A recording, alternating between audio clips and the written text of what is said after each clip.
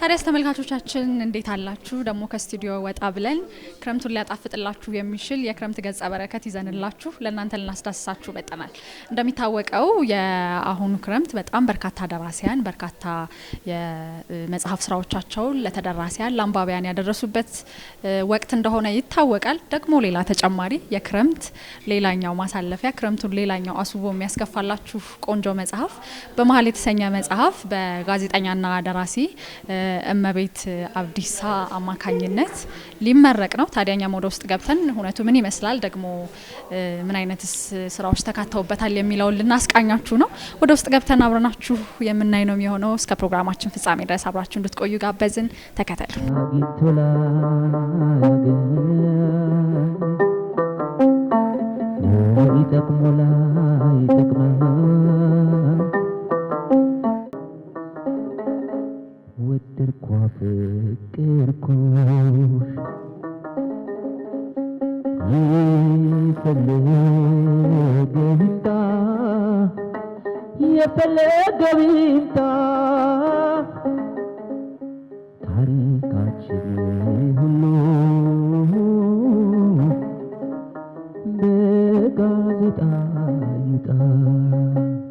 እኔ እንደገባኝ ህይወታችን የተገነባው በጽንፎች ሳይሆን በመሃል ባሉ ትንንሽ ውብ ቅጽበቶች እንደሆነ ነው።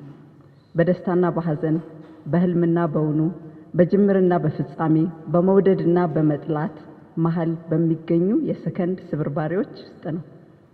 እውነተኛው ማንነታችን የነፍሳችን ዜማ የሚቀረጸው በእነዚህ ሽግግሮች መሃል ነው። ይህ መጽሐፍ የኔ የብዕር ጥረት ብቻ ሳይሆን የሁላችንም የህይወት ታሪክ ነጸብራቅ ነው። እዚህ ውስጥ ባሉት አጭር ልቦለዶችና ግጥሞቿን አላቃትም። በዚህ መንገድ ሙዬ እኔ ማቃት የኢትዮጵያ ቴሌቪዥን አጫጭር የመዝናኛ ካልተሳሳትኩ ድራማዎች ነበሩና እዛ ላይ ካስት አድርጋኝ ስሰራ ቃለሁኝ። ከዛ ሬዲዮ አካባቢ የመዝናኛውን ዘርፍ ቆንጆ አርጋ ታዘጋጅ አቃታለሁና ይሄ ማስታወቂያ ሳይ የእውነት እንዴት ደስ እንዳለኝ። እመቤት አብዲሳን ማቃት በተዋናይነቷ ነው። ምርጥ የቴሌቪዥን ድራማ ልትሰራ ሜጋ ኪነ ጥበባት ማዕከል መታ ነው በልጅነታችን። ደስ ብሎኛል በዚህ ሁኔታ ደግሞ ስላየሁሽ። ደግሞ በመሃል እስራሽ በጣም ደስ ብሎኛል ከኔ ጋር ስለሚገናኝ አመሰግንሻለሁ።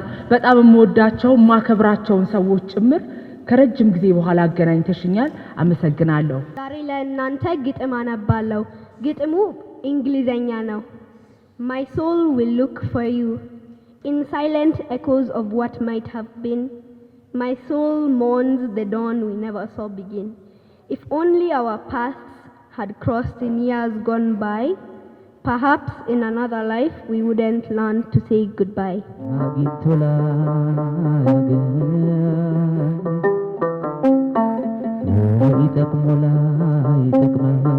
ባለቤቴ እመቤት ጋዜጠኛ ነበረች ረጅም ጊዜ። ከዛ በኋላ በተለያዩ ዓለም አቀፍ ድርጅቶች የተግባቦት ስራ ነበር። ስለዚህ ከጥበብ አራቀችምና እንደዛም ሆኖ ግጥሞችን የመጻፍ አጫጭር ልቦለዶችን የመጻፍ ልምምድ አላት። ይሄኛው አሁን ለህትመት የበቃ ነው እንጂ ሌሎችም ስራዎች አሏትና በኔ በኩል እኔ ጋር የሌለውን ኳሊቲዎች ናቸው እሷ ጋር ማየውና የበለጠ እንድጽፍ የበለጠ እንድታሰላስል ለማበረታታት ሞክራለሁ ብዬ ነው የምለው። ስለዚህ እነዚህ ነገሮች ቀደም ብሎ የተጻፉ ናቸው። አሁን ተጽፎ ከሚቀመጥ ለተደራሲያን መድረስ አለበት። ህብረተሰቡም አስተያየት እንዲሰጥበት እንዲተቸው ጠቃሚ ነው ከሚል የህትመት ብርሃን ያዩ ናቸው። ለመቤት ጋር የምንተዋወቀው ድሮ ትምህርት ቤት ነው። የመጀመሪያ ዲግሪያችንን ስንሰራ በስነ ጽሁፍ አብረን የተማርነው። ከዛ ባለፈ ግን በፍካት የስነ ጽሁፍ ክበብ አባል ነበረች፣ እኔም አባል ነበርኩ። በዛ ወቅት ነው የምንተዋወቀው እና ያው የጥበብ ፍላጎቷና የጥበብ ስራዎችን ማበርከት የጀመረችው ከዛ ጊዜ ጀምሮ ነው ማለት እንችላለን። ነገር ግን ያው ወደ እንትንም ባይወጣ የህትመት ብርሃን ባያገኝም ማለት ነው። ስለዚህ አሁን እዚህ ያወጣቻቸው መጽሐፎች የነዛ ሁሉ ድምር ውጤቶች ናቸው። በነዚህ ጊዜያት ውስጥ በነዚህ ሂደት ውስጥ የነበሩ ከልጅነት እስከ እውቀት የጻፈቻቸው ያበሰለቻቸው እዚህ የደረሱ ስራዎች ናቸው። እስቲ ያስፈታው ህልሜን አዋቂዎች ፈልግና የተገለጠልኝን በእንቅልፈ ልቦና ይሄው ስማ ይመስለኛል ወዳጄ ተጨልፎ በማይጎድለው የህይወት ባህር እርቃንህን በድቅድቁ ጨለማ ያለ ብርሃን ያለ ሻማ ተዋኛለህ አትደክምም መንገድህንም አልሳትክም ይመስለኛል ታውቀዋለህ መድረሻህን የአሳዎቹ ብዛት የቀለማቸው ልክ ማጣት አይን አዋጅ የመሆናቸው ስሌት ጨረር እየረጩ ሊያታልሉ ሊያስቱ ሊያሰናክሉ ከመንገድ ይመስለኛል ሁሉም ሊጥልህ ይታትራል ብርቱ እጅ የያዘውን ወርቅ ግን አይለቅም። መጽሐፉን እንዳነበብኩት የተሰማኝ የመጀመሪያው ስሜት ብዙ ጊዜ የምመኘው ኮንስትራክቲቭ የሆነ አጻጻፍን አየሁበት። ዘመናችን ላይ ኮንስትራክቲቪዝም እንደ አዲስ ሀገር ሽቷል። አሁን በጋዜጠኝነትም በስነ ጽሁፍም ኮንስትራክቲቭ ጆርናሊዝም፣ ኮንስትራክቲቭ ሊትሬቸር ችግር ከማውራት ጨለምተኛ ከመሆን ይልቅ ገንቢ ሀሳቦች ክፍተት የሚሞሉ ሀሳቦች ያለባቸው ሊትሬቸሮች እንደ አዲስ እያበቡ ነው። ያው ዘመኑ ብሎ ታክቶት አሁን ይሄንን ነው ዲማንድ እያደረገ ያለው እና በመሃል ውስጥ እነዚህ ሳይ በጣም ደስ ያለኝ። ኮንስትራክቲቭ ሊትሬቸር ሲባል እውነቱ ይደብቃል ማለት አይደለም። ሂውማኒስት ፋውንዴሽን አለው፣ ሪያሊስት ነው፣ ፎርዋርድ ሉኪንግ አለው እና እዚህ መጽሐፍ ውስጥ ማህበራዊ እንከኖች በደንብ ተለቅመው ወጥተውበታል። ነፍሴን ተጨነቀች ነደደች ተብላልታ ነፍሴን ተጨነቀች ነደደች ተብላልታ ልቤን ባለማረፍ ጽሁፎቹን ካዘጋጀህ በኋላ የህትመት ብርሃን እንዲያዩ ሁሉም ሰው እንዲያያቸው እንዲያነባቸው እንዲሄሳቸው ለማድረግ ድፍረት ይጠይቃል እውነት ለመናገር። ስለዚህ አንደኛው እሱ ነው። ሁለተኛው ህትመት እኛ ሀገር እንግዲህ እናንተ እንደምታውቁት ቀላል አይደለም። ብዙ የሚጠይቃቸው ነገሮች አሉ። ከዛ ውጭ ግን እንግዲህ የመጀመሪያዋ ስራዋ ነው ለህብረተሰቡ የቀረበ ለተደራሲያን የቀረበ በቀጣይም ሌሎች ጽሁፎችን እንድታወጣ ማበረታታት ይጠበቅብኛል ብዬ ነው የማስበው። መጽሐፍ ለማሳተም ያው ሂደቱ ትንሽ ያው የተለያዩ ተግዳሮቶች አሉ። አንደኛ ጊዜም አግኝቶ መስራት አንድ ነገር ነው። ምክንያቱም ያው የተለያየ የስራ መስኳ በኮሙኒኬሽን ያው የዕለት ተዕለት የሷን ትኩረት የሚጠይቁ ነገሮች አሉ። ስለዚህ ከነዛ መሀል ጊዜ ወስዶ የተረፈችዋን ጊዜ ለዚህ ነገር ማዋል በራሱ እንትን ነው።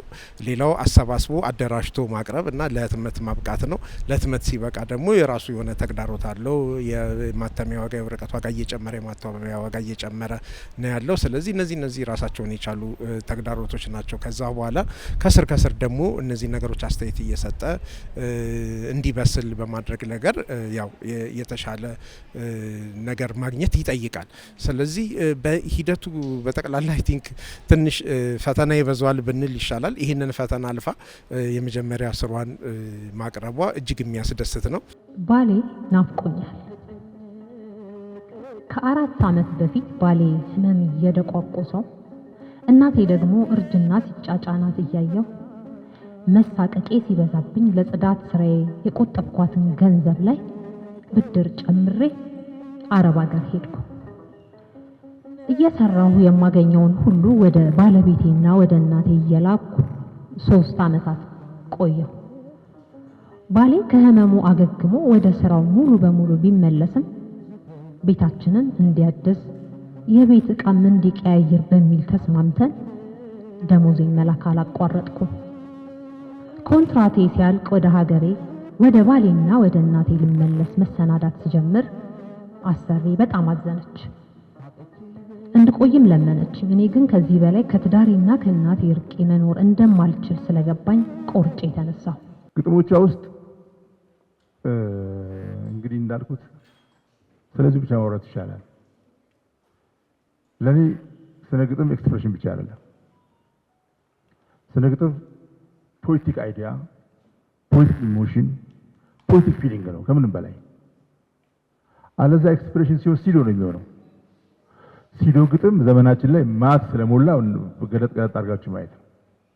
የውሸት ግጥሞች with no emotion with no feeling በቃ ካልገጠማችሁ ታነቃላችሁ የሚመስል አዋጅ የታወጀ በሚመስል ሁኔታ እናያለን። ግጥሞች ውስጥ ከኤክስፕሬሽኖቹ በላይ ሪል ፊሊንግ አይቻለሁ፣ ሪል ኢሞሽን አይቻለሁ። አንዲት ኤልሳቤት ባሬት የምትባል ገጣሚ ያለች፣ ብዙ ጊዜ አነባታለሁ። እኔም ግጥም ሞክራለሁ በነገራችን ላይ እና እሷን ሳነብ ብዙ ጊዜ ያው ኮሌጅን ታውቁታላችሁ። እሱ እንደሚለው ጥሩ ግጥም ሳነብ ጻፍ ይለኛል ይላል። በሱ ነው የምለካው። እኔ ጥሩ ግጥም የምለካው ሳነበው ጻፍ ካለኝ ጥሩ ግጥም ነው ይላል። እንደዛ አሳስ አደርጋለሁና ኤልዛቤት ጋር ስደርስ አልችለውም። ፊልሙ እምጻነው ምንድነው እሷ ሴት ስለሆነች ነው። እንደዚህ አይ ካንት ፊል ዚስ በዚህ ሌቭል ኢሞሽናል መሆን አልችልም ያለ እሷ ሴት ስለሆነች ብቻ ነው እንደዚህ የምትፊል የምታደርገው። እንደዛ አይነት ግጥም አይቻለሁ ግጥሞች ውስጥ። ዝናብ የዘነበ ቀን ፍሬህይወት ግድግዳ ተጠግታ በተዘረጋች አሮጌ ቦንድ አልጋ ላይ ኩርምት ብላ ተኝታለች። ከስርም ከላይም አብቃቅታ የለበሰቻት ብርድ ልብስ ከመሳሳቷ የተነሳ ከብርድ የመከላከል አቅሟን ካጣች ሰንብታለች። ፍሬህይወት ከጧት ጀምሮ እያለ ዝናብ እንዲያባራ በሆዷ ትጸልያለች።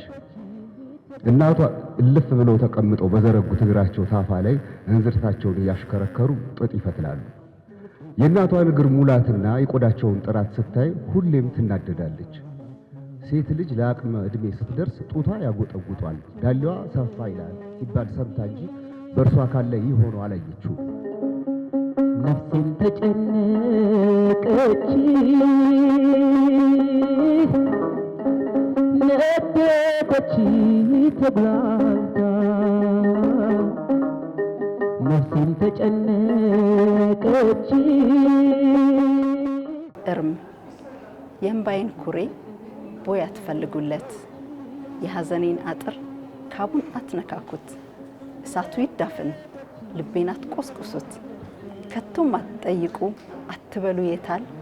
ያጽናሽም ይቅርብኝ ሐዘኔ ይብሳል፣ ዳግም እንዳላየው እርሙን በልቻለሁ። የጨቅላነት ፍቅሬን ህልሜን ቀብሬያለሁ። በጣም ነው ደስ ያለኝ መጽሐፉ በመታተሙ ብቻ ሳይሆን ዛሬ ላይ ቆመን ይሄ ሁሉ ሰው አዳራሹ ሞልቶ መጥቶ ከመጽሐፍ ውስጥ የወጡ ቅንጫቤ ታሪኮችና ግጥሞችን ለማንበብ በመብቃቱና ስሜቱን በማየቴ በጣም ደስ ብሎኛል። በልጅነቴ መጽሐፍ ማንበብ ወድ ነበረ።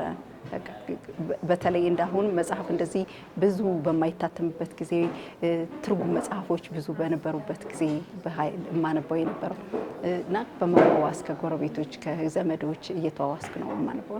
እነሱ ታሪኮቹን በማየት እኔ ራሴ የሆነ ታሪክ ራሴ መገንባት እችላለሁ፣ ራሴ ገጸ ባህሪያቱን ፈጥሬ አነጋግሬ ኑሯቸውን ሰርቼ መጽሐፍ ላደርጋቸው እችላለሁ የሚለው ነገር የዛን ጊዜ ነው የተጸነሰው።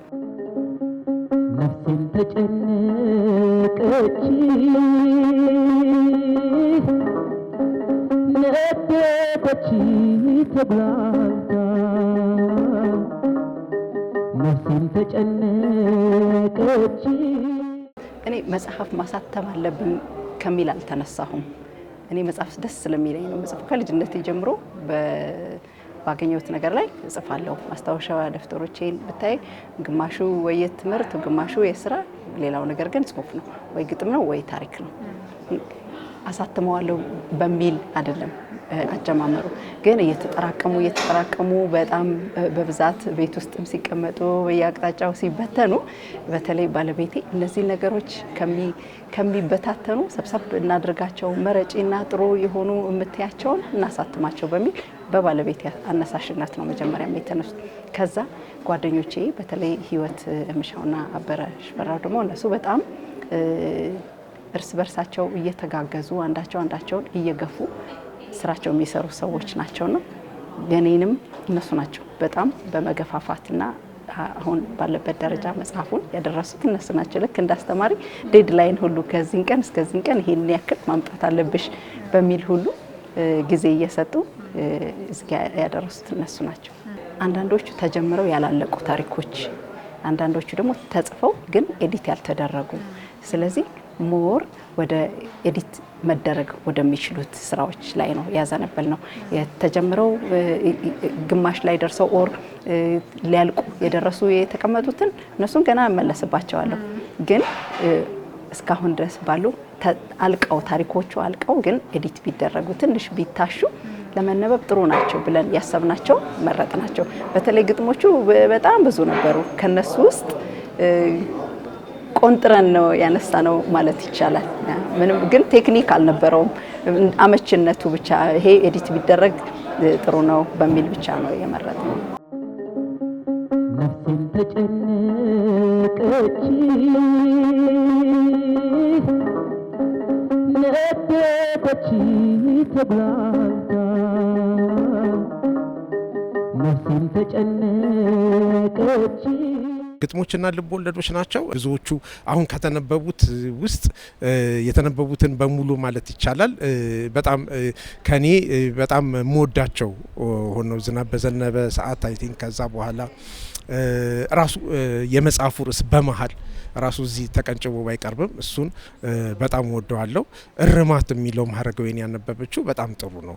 የሞተ ዘላለምን ወደዋለሁ ምክንያቱም በውስጡ ያለው ነገር ድንገት እኔ የማምንበት ፊሎሶፊ ነው ብዬ ስለማስብ ሁሉም ነገር ዛሬ ነው ብዬ ስለማስብ መደሰትም መስራትም ሁሉን ማድረግ ያለብንም ማለት ያለብንም ነገር ዛሬ ነው ያለው ብዬ ስለማስብ ካራክተሩ እሱ ላይ ብታየው ደግሞ ገጸ ባህሪው ከሞተ በኋላ ነው የሚወዳት የነበረች ሴት ተመልሳ መታ ልትቀብረው መታ የዛን ጊዜ ነው እያለሁ በህይወት እያለሁኝ የት ነበርሽ ወደ ጂንሲዲሽ አለቀ እኔ ከሞትኩ በኋላ ሞት በቃ ስትሞቺ ሞትሽ አይደለም አለቀ። አቤል በቢሮ መስኮት በኩል ወደ አዲስ አበባ የጠቆረ ሰማይ ተመለከተ። ዝናቡ ሽው እያለ መስታወቱን ይዳብሰዋል። በጠረጴዛው ላይ ከተከመሩት ረቂቅ ጽሑፎች መካከል ባለተራውን አንስቶ ለተወሰኑ ደቂቃዎች በዝምታ አነበበ። የረቂቁን ገጽ በገለጠ ቁጥር ሰውነቱን ላብ እያጠመቀው እጁ እየተንቀጠቀጠ ትንፋሹም እየተቆራረጠ መጣ። ነፍሴን ተጨነቀች ነደደች ተብላልታ ነፍሴን ተጨነቀች። እንኳን ደስ ያለሽ እሙ። ይሄ ግን የመጀመሪያ እንጂ የመጨረሻ መሆን የለበትም። በቤት አብዲሳ ጅግሳ እንኳን ደስ ያለሽ። መጽሐፍ የሚቆም ነገር አይደለም። ስጽፍ ነበር አልታተመም እንጂ አይደለም። አሁን ስለታተመ ደግሞ መጽሐፍ አይቆምም። ግን ምንድነው ይሄ መጽሐፍ መታተም እንደሚቻል ቦይ ቀዷል። አሁን እነዚህ ጽሁፎች በአንድ ላይ በመጽሐፍ መልክ እንዲሆኑ ያስቻለው ባለቤቴ ነው። የሱ ገፋፊነትና የሱ ጉጉት ነው እዚህ ጋር ያደረሰው። ከሱ ቀጥሎ ደግሞ ጓደኞቼ ህይወትና አበረ ናቸው። ሌላው ቤተሰቦቼ እንግዲህ ልጆቼም አንደርስታንድ እያደረጉኝ ያገዙኝ ነው ለዚህ ድረስ። ስለዚህ ሁሉም በአካባቢው ያሉ ሰዎች ምስጋና ይገባቸዋል። ነፍሴን ተጨነቀች